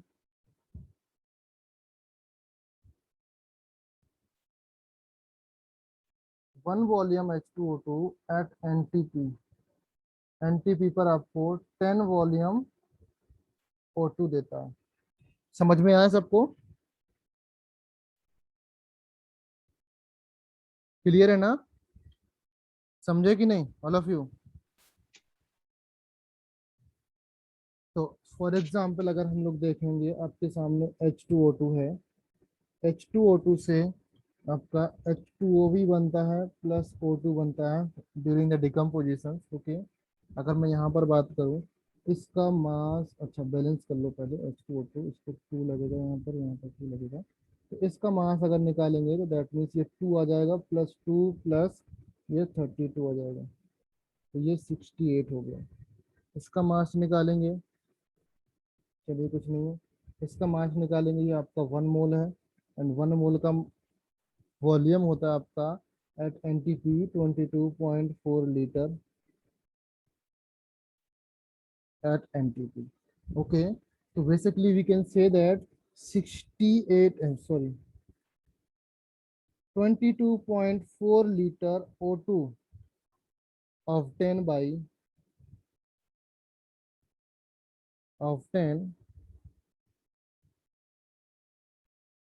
from 68 gram H2O2 at NTP. Clear है? यहाँ तक समझ में आया? 68 ग्राम आपको मिला। दैट मीन्स अगर मैं बोलूँ 10 ml, यहाँ पर लीटर लिखा ना, तो 10 लीटर कर लो, यहाँ पर 10 लीटर ऑफ O2 कहाँ से मिलेगा आपको? 68 अपॉन 22.4 इंटू 10, कितना जाएगा? ग्राम ऑफ H2O2। अगर कभी आपको ml में फाइंड करना है तो यहाँ पर आप 10 ml करोगे, सेम कहानी आपका ml के लिए होगा, बट यहाँ पर 68 की जगह आप 68 लिखोगे एंड 22.4 की जगह 400 लिखोगे एंड यहाँ पर 10 ml लिखोगे। समझ में आया? इसको कैलकुलेट करोगे आप, कैलकुलेट करोगे तो आपका वॉल्यूम आ जाएगा, कुछ यहाँ पर वैल्यू आ जाएगी, 10 ml का आ गया। आप यहाँ पर 1 ml में भी निकाल सकते हो। क्लियर है? 1 ml में निकालोगे या डायरेक्टली आप 100 ml में निकालोगे। 100 ml में निकालोगे आपके सामने, तो यहाँ पर कुछ वैल्यू आ जाएगी, वो आपके ग्राम ऑफ H2O2 होगा। क्लियर है? और जो 100 ml में आता है, फिर उसी को हम लोग परसेंटेज बोल देते हैं। यहाँ पर जो वैल्यू आएगी उसी को हम लोग परसेंटेज बोलेंगे। तो बेसिकली हमने वॉल्यूम टर्म से ग्राम में निकालना सीख लिया और ग्राम से आपने परसेंटेज टर्म में निकालना सीख लिया। समझ में आया? क्लियर है ना? अगर आपको एग्जांपल देखना है, मैंने एग्जांपल लिया था 10 volume of H2O2। 10 volume of H2O2 था, तो 10 वॉल्यूम ऑफ H2O2 का मीनिंग है यहाँ पर 1 volume of H2O2 give 10 volume of, यहाँ पर वॉल्यूम की जगह यू कैन रिप्लेस देम, इस वॉल्यूम को आप लीटर में रिप्लेस कर दोगे तो आपका लीटर हो गया। If you want to replace them with millilitre, then यहाँ पर ml में हो जाएगा। जो भी आप चीज रिप्लेस करोगे वहां पर वही टर्म्स आपका आ जाएगा। ओके, सो यहाँ पर आपका 10 लीटर लिया मैंने, 10 लीटर O2 आपको किससे मिलता है? इतने अमाउंट ऑफ, इतने ग्राम ऑफ H2O2 से आपका मिलता है। नेक्स्ट, अगर आपको 10 वॉल्यूम फाइंड 10 ml फाइंड करना है ऑफ O2, दैट मीन्स यहाँ पर मैंने ये टर्म चेंज हुआ, यहाँ पर बस इन दोनों को देखो और कुछ मत देखो, बाकी सारा सेम है। ओके, इनको कैलकुलेट करो, एक बार कैलकुलेट करो कितना आता बेटा, कैलकुलेट करो। कैलकुलेट करेंगे तो कितना आएगा? आई थिंक ये वाला कैलकुलेट करता हूँ मैं। Okay, this one 68, 68। Okay, wait, इसको जल्दी से कैलकुलेट करो एवरीवन। ये वैल्यू आएगी आई थिंक 0.030, इतना आएगा ग्राम ऑफ,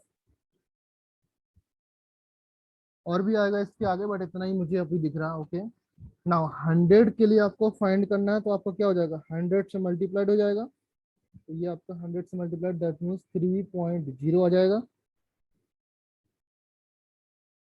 ओके, अभी आपको परसेंटेज निकालना, तो we can say that the solution is 3 10 volume H2O2, इसका मतलब है 3%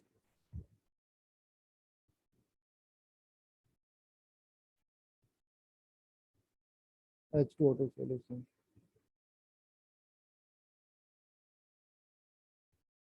क्लियर है? इज एवरीवन क्लियर ना? अगर आपको कंसंट्रेशन सम को ग्राम पर लीटर में निकालना है, लीटर में निकालेंगे तो क्या जाएगा? कंसंट्रेशन सम को ग्राम पर लीटर में निकालोगे। ये आपके लिए होमवर्क है, अगर आप निकाल पाओगे तो ठीक है, नहीं तो मैं कल बता दूंगा इसको कैसे निकालते हैं। इसके बाद आपने स्ट्रक्चर देखा होगा, H2O2 का स्ट्रक्चर। H2O2, अच्छा चलो, यस, उसका और एक एग्जांपल दीजिए ना। चलिए एग्जाम्पल लेता हूँ। एग्जाम्पल लिखिए, फॉर एग्जाम्पल अभी चलो 15 लिखो या 20 लिखो, कुछ भी लिखो। For example let's say 20 volume of H2O2 है। इसको क्या निकालना, आपको परसेंटेज निकालना। क्लियर है? चलो इसका नॉर्मलिटी भी निकाल लेंगे हम लोग। ओके, पहले नॉर्मलिटी का कंसेप्ट देख लेंगे, फिर नॉर्मलिटी कैसे निकालेंगे वो देख लेंगे। नॉर्मलिटी आ जाएगी तो आप इसका मोलरिटी भी निकाल सकते हो इक्विवेलेंट कंसेप्ट से। ओके, या फिर आप वॉल्यूम स्ट्रेंथ से आप डायरेक्टली नॉर्मलिटी भी निकाल सकते हो। मैं सारा कुछ एक्सप्लेन कर रहा हूँ। ओके, ध्यान से देखना बेटा। आपको कंसेप्ट है, 20 वॉल्यूम का मीनिंग ये होता है कि 1 वॉल्यूम ऑफ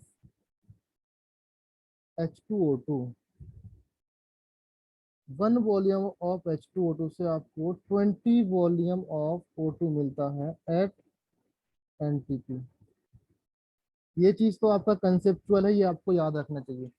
क्या चेंज क्या होता है, जितना वैल्यू यहाँ पर होता है उतना वैल्यू आप यहाँ पर चेंज करो, बाकी पूरा लाइन आपको सेम लिखना है। अगर यहाँ पर मैं 100 लिखता हूँ तो यहाँ पर आपको 100 करना है। यहाँ पर 1000 कर दूँ तो उतना ही चीज आपको यहाँ पर लिख देना है। समझ में आया? ये चीज आपकी कॉमन रहेगी, ये चीज भी आपकी कॉमन रहेगी। Is clear Harshada? Yes. Okay, so 20 volume से 20 वॉल्यूम H2O2 का मीनिंग ये है 20 वॉल्यूम ऑफ O2 हमको मिलता है एट NTP जब आप 1 वॉल्यूम ऑफ H2O2 को हीट करते हो। यहाँ तक समझ में आया ना? 1 वॉल्यूम को हीट किया, सेम केस अगर मैं बोलूँ यहाँ पर, इधर H2O2 है मेरे पास, H2O2 को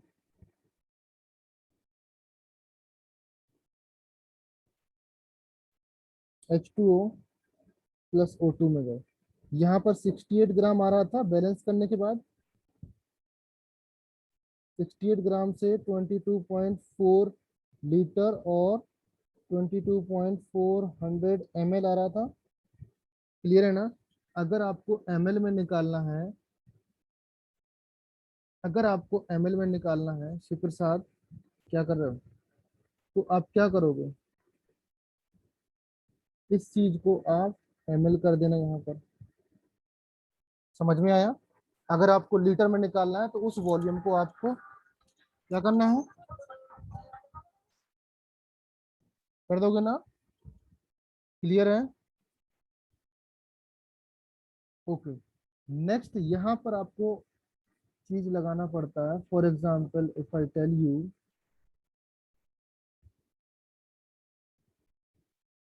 400 ml of oxygen,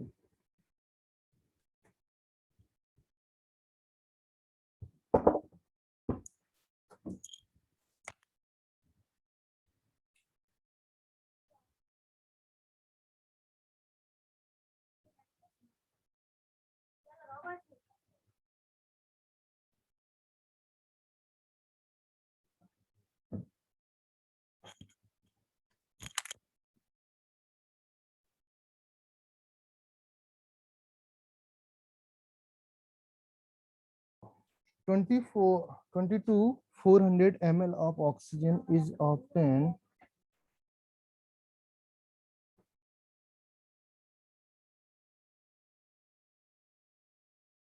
is obtain from, किससे ऑब्टेन होता है?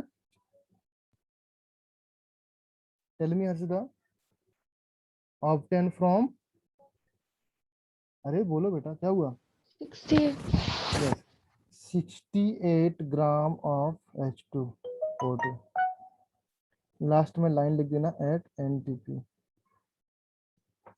राइट? यहाँ तक क्लियर है? इसके बाद जब ये चीज क्लियर हो जाती है, दैट मीन्स यहाँ पर जितने ml में आपको निकालना है वो निकाल सकते हो। तो डायरेक्टली 10 ml में आपको फाइंड करना है। तो 10 ml में फाइंड करने के लिए आप क्या करोगे?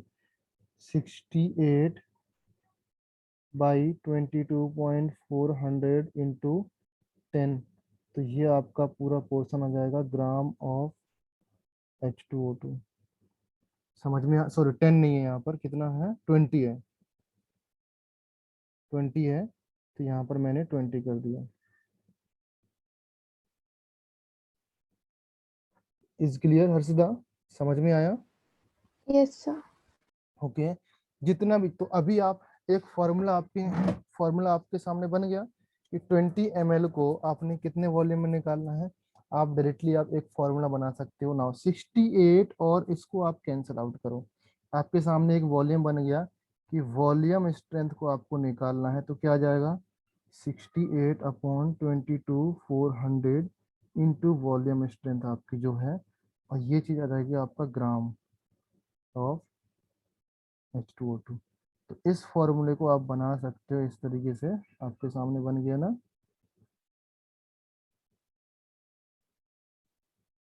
बेसिकली जितना वॉल्यूम यहाँ होता है वॉल्यूम स्ट्रेंथ को आपको ग्राम स्ट्रेंथ में निकालना, तो ग्राम स्ट्रेंथ बन गया ना। क्लियर है ना? तो आपने यहाँ पर लिखा ग्राम ऑफ H2O2 पता करने के लिए यहाँ पर वॉल्यूम स्ट्रेंथ आती है। अगर मैं बोलूंगा, इफ आई टेल यू मुझे 40% या 40 ml वॉल्यूम है आपका, या मैं बोलूं 40 वॉल्यूम H2O2 है, तो आपको क्या निकालना है? 68 अपॉन 22/400 इंटू 40 ml, और ये चीज को सॉल्व करोगे ये आपका ग्राम में आंसर दे देगा H2O2। समझ में आया? इसको और सॉल्व कर लो, 68 अपॉन 22.48, इसको सॉल्व करेंगे। देखो मैं सॉल्व कर देता हूँ। 68 अपॉन 22.400 को सॉल्व करोगे, पहले तो डिवाइड करो 4 से। 4 से डिवाइड करेंगे तो कितना आ जाएगा? 17 आ जाएगा। इसमें 4 से डिवाइड करेंगे तो कितना आ जाएगा? 5 टाइम्स, फिर 6 टाइम्स, 00 आया ना? इतना ही आया ना?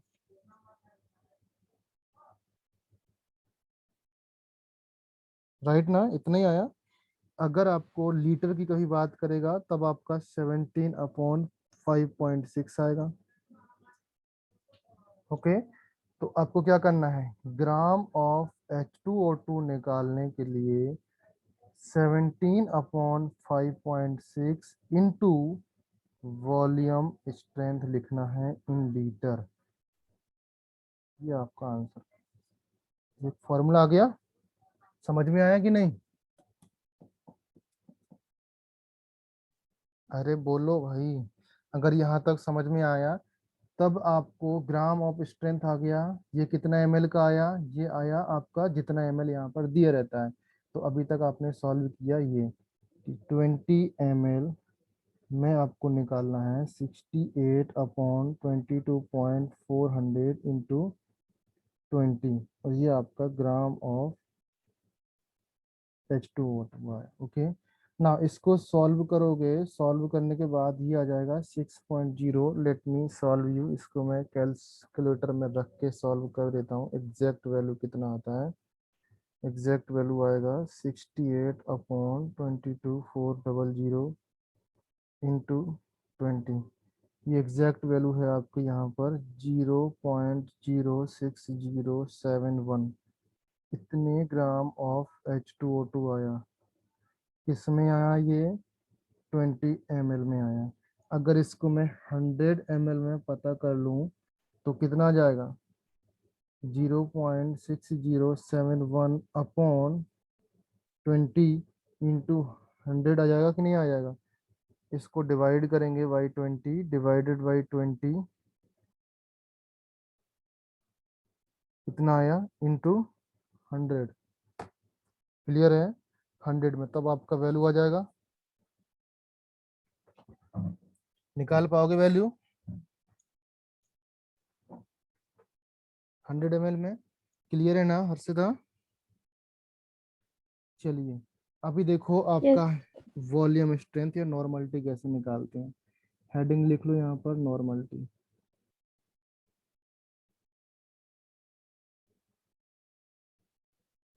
नॉर्मलिटी क्या होता है? Normality of the solution that can be calculated by the equivalent mass of hydrogen peroxide. Hydrogen peroxide के इक्विवेलेंट मास से आपको कैलकुलेट करना है। तो सबसे पहले इक्विवेलेंट मास ऑफ H2O2 का कैलकुलेट करने के लिए आपको आइडिया होना चाहिए, इसका जेड फैक्टर 2 होता है। ओके, जेड फैक्टर 2 होने के लिए आपका इक्विवेलेंट मास या इक्विवेलेंट वेट निकालने के लिए 34 इसका वेट होता है, डिवाइडेड बाई 2 करेंगे तो ये आपका 17 आएगा। क्लियर है? 17 आपका जेड फैक्टर, 17 आपका इक्विवेलेंट वेट होगा।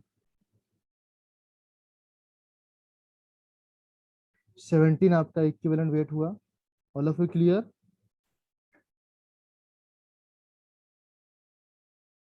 ये समझ में आया? एक और मेथड होता है आपको इक्विवेलेंट वेट फाइंड करने के लिए। द इक्विवेलेंट वेट और इक्विवेलेंट मास आपको फाइंड करने के लिए, that means 68 divided by 32 into 8। अगर इससे आप निकालोगे दैट मीन्स आपका 17.0 ग्राम, 17 इतना भी आएगा, 17 इससे भी आएगा। ये कहाँ से देखोगे? द ओरिजिन या old method to find equivalent weight. जब इक्विवेलेंट कॉन्सेप्ट आप लोग पढ़ोगे तो लास्ट में मैंने ऑक्सीजन को यूज करके, क्लोरीन को यूज करके, हाइड्रोजन को यूज करके मैंने इक्विवेलेंट फाइंड करने के मेथड लिखाए थे। एक सबसे पहले हाइड्रोजन होगा, फिर ऑक्सीजन होगा, फिर क्लोरीन होगा। ये एक बार नोट्स रीड करना, वहां से आपको आइडिया मिल जाएगा। बट जरूरत नहीं है, इस चैप्टर में आपको सिर्फ इतना याद कर लो कि H2O2 का इक्विवेलेंट वेट आपका 17 होता है। राइट? यहां तक समझ में आया? क्लियर है ना?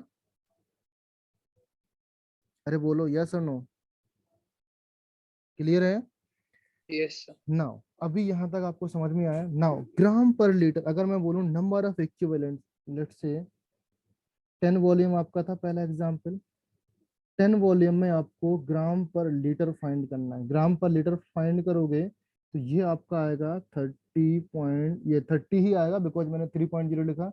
30.35 ग्राम पर लीटर आएगा। यहाँ से लेकर ये फाइंड करने के लिए बेटा आपके लिए होमवर्क दिया मैंने, ये आपको फाइंड करना। ओके, बट यहाँ पर मैंने डायरेक्टली लिखा कि ग्राम, अगर 10 वॉल्यूम को मैं पहले परसेंटेज में करेंगे तो परसेंटेज आएगा 3.035, ये आपका परसेंटेज आएगा। इसको ग्राम पर लीटर में करेंगे तो 30.35 ग्राम पर लीटर आएगा। ओके, यहाँ तक समझ में आया?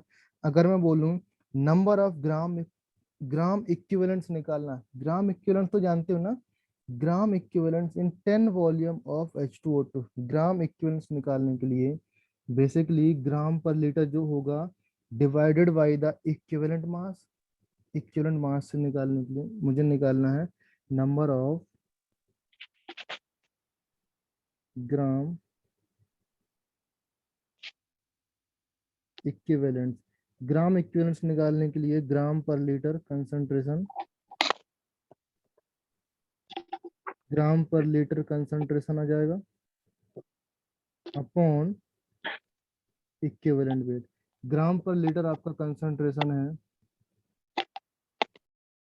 ग्राम पर लीटर कंसंट्रेशन है आपका फॉर एग्जांपल कितना था, 30.35 अपॉन इक्विवेलेंट वेट 17 आया। तो ये इसका ग्राम पर लीटर आया 1.785 समथिंग कुछ आएगा। Right?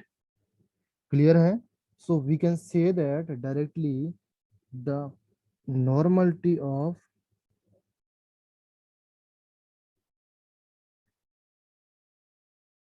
Ten volume solution of H2O2 की नॉर्मलिटी 1.785 है, ये इसका नॉर्मलिटी हो गया।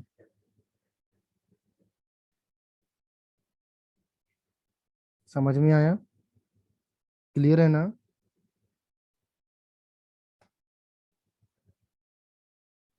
क्लियर ना?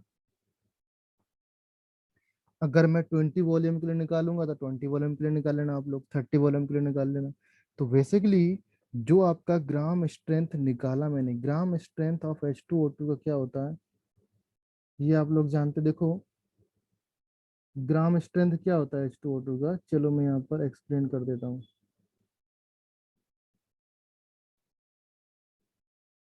ग्राम स्ट्रेंथ ऑफ H2O2 का फॉर्मूला यही होता है ना, 68 divided by 22.4 into volume strength. Is all of you agree और नॉट? यही होता है ना ग्राम स्ट्रेंथ,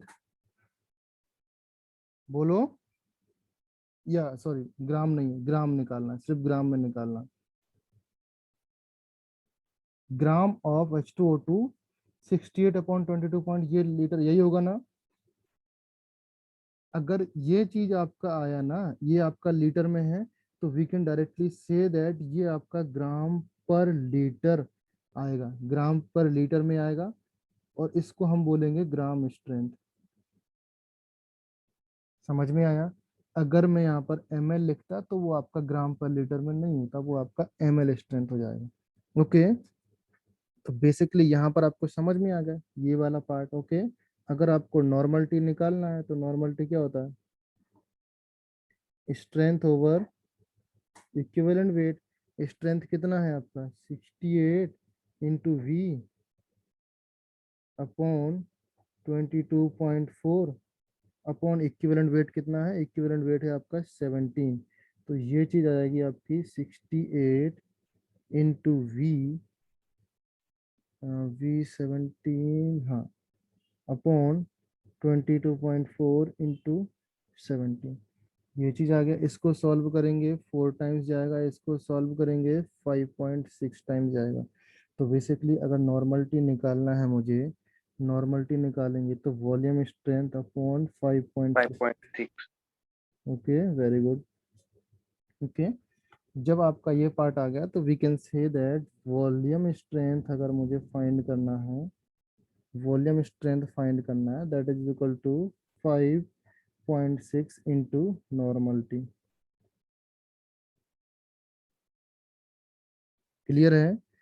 अगर मुझे वॉल्यूम नॉर्मलिटी और मोलरिटी में क्या डिफरेंस होता है, नॉर्मलिटी और मोलरिटी आपको निकालना आता है ना, नॉर्मलिटी और मोलरिटी में क्या, कैसे निकालते हो, नॉर्मलिटी और मोलरिटी का फॉर्मूला क्या होता है, n is equal to m into Z, यही होता है ना। And बोलो बोलो हाँ बोलो, क्या होता है, normality is equal to molarity into Z, या यहाँ पर जेड का मल्टीप्लाइड होता है, टेल मी। नहीं नहीं, normality equal to molarity into yes, normality is equal to molarity into Z. Clear है? तो नॉर्मलिटी की जगह पे आपको नहीं, उल्टा रखते हैं कहीं से। हाँ, ऐसे ही होता है, मोलरिटी इंटू जेड। तो नॉर्मलिटी को रिप्लेस कर देंगे हम लोग m इंटू जेड से, तो 5.6 into M into Z. Z factor कितना होता है, 2 ना, तो 5.6 इंटू एम इंटू 2, इसका मल्टीप्लाइड करेंगे तो 11.2 इंटू एम। ये भी आपका वॉल्यूम स्ट्रेंथ को हम लोग मोलरिटी में कन्वर्ट कर सकते हैं। समझ में आया? क्लियर है? कोई डाउट? टेल मी, किसी को किसी पॉइंट में कुछ दिक्कत है? पूरा चैप्टर कंप्लीट हुआ। यहाँ पर स्ट्रक्चर H2O2 का जो स्ट्रक्चर वाला पार्ट है वो आप देख लेना, ओपन बुक टाइप स्ट्रक्चर होता है जो आपके सिलेबस में है। बाकी और कोई स्ट्रक्चर होगा किसी बुक में तो आपको नहीं पढ़ना है। फिर से बता रहा हूँ, जो ओपन बुक टाइप स्ट्रक्चर है उसके बारे में सारी कहानी पढ़ लो। उसके अलावा कोई स्ट्रक्चर है उसको छोड़ दो। है नहीं आपके सिलेबस में। क्लियर है ना ऑल ऑफ यू? नाउ ये चीज तो आपको आज क्लियर हुआ, कल से ये सीट आपको सॉल्व करके लाना है एस ब्लॉक के लिए भी और H2O2 के लिए, हाइड्रोजन के लिए भी। यहाँ पर हाइड्रोजन और दोनों के क्वेश्चंस हैं। ओके, इस सीट को सॉल्व करोगे। कल आपका 19 एग्जाम का 21 को है ना, तो कल आपका 20 है, 20 को मैं एस ब्लॉक का रिवीजन करा दूंगा और 21 को एस ब्लॉक का रिवीजन प्लस ये सीट रिवीजन होगा। ओके, एंड 21 को बचा हुआ जो भी रिवीजन पार्ट है वो हम लोग कर लेंगे एंड फिर आपका एग्जाम होगा। क्लियर है? आप लोग भी पढ़ के आओ, अगर किसी कंसेप्ट में कुछ प्रॉब्लम आता है तो आप मुझे बताओ, सर एक कंसेप्ट को रिवाइज करा दो, ये समझ नहीं आया, तो मैं वो करा दूंगा। ओके, अदरवाइज मैं अपने तरीके से कराऊंगा रिवाइज, जो board point JEE point of view से इम्पोर्टेंट है मैं वही चीज बता रहा हूँ और वही चीज के एग्जाम में क्वेश्चंस आते हैं। ओके, समझ में आया ना? किसी को कुछ doubt? Anyone? Arya, Bhargav, Rajveer, Mayank, Saif, Samarth, Samriddhi, Sanika, Sanika, Saniya, Shiv Prasad, Satej, Siddharth, Siddhant, Sojwal. Is anyone have any doubt? किसी को कुछ प्रॉब्लम? किसी भी पॉइंट में अगर कुछ प्रॉब्लम है या किसी क्वेश्चन में प्रॉब्लम है, मुझे स्क्रीनशॉट भेज करके क्वेश्चन या डाउट पूछ सकते हो। ओके, या आप कहीं और से सॉल्व कर रहे हो, प्रीवियस ईयर क्वेश्चन सारे के सारे सॉल्व कर लेना। जहां से आप फ्रॉम द इंसेप्शन, इंसेप्शन का मीनिंग जब से आईआईटी का शुरुआत हुआ तब से लेकर के आज तक के जितने भी प्रीवियस ईयर क्वेश्चन है सारे क्वेश्चन सॉल्व कर डालो। आपको आइडिया लग जाता है क्वेश्चन का लेवल क्या है और किस तरीके से क्वेश्चंस आते हैं, फ्रेम किए जाते हैं, तो आप खुद एनालाइज कर पाओगे कि जो आपका सीट में क्वेश्चन है वो आपके लेवल से या जेई लेवल से टफ है या सिंपल है। क्लियर है ना? तो आप लोग उसको भी सॉल्व करो, प्लस ये सीट का तो सॉल्व करना है। लेवल 1 इसका बहुत ही सिंपल है, इसको 30 मिनट्स में सॉल्व कर सकते हैं। इसका लेवल 1 जो आपको ये 35 क्वेश्चन है, 1 मिनट में भी एक क्वेश्चन सॉल्व करने का टाइम नहीं है, इसको 15 मिनट में सॉल्व कर सकते हैं। इन केस अगर एस ब्लॉक और आपका हाइड्रोजन आपका कंप्लीट है, तो नहीं है कंप्लीट तो इसको 30 मिनट में सॉल्व करो। इसका लेवल 2 आपको कंपलसरी है, लेवल 2 आपको सबको सॉल्व करना है, राइट? सो अभी मैं स्टॉप कर रहा हूँ lecture. If anybody have any type of doubt, किसी भी पॉइंट का डाउट हो, प्रॉब्लम हो, मुझे स्क्रीनशॉट भेज करके क्लियर कर सकते हैं। Okay, so right now I am stopping the lecture. Okay, bye bye everyone. Okay, you can leave now. Bye everyone. Bye, sir. Bye, sir.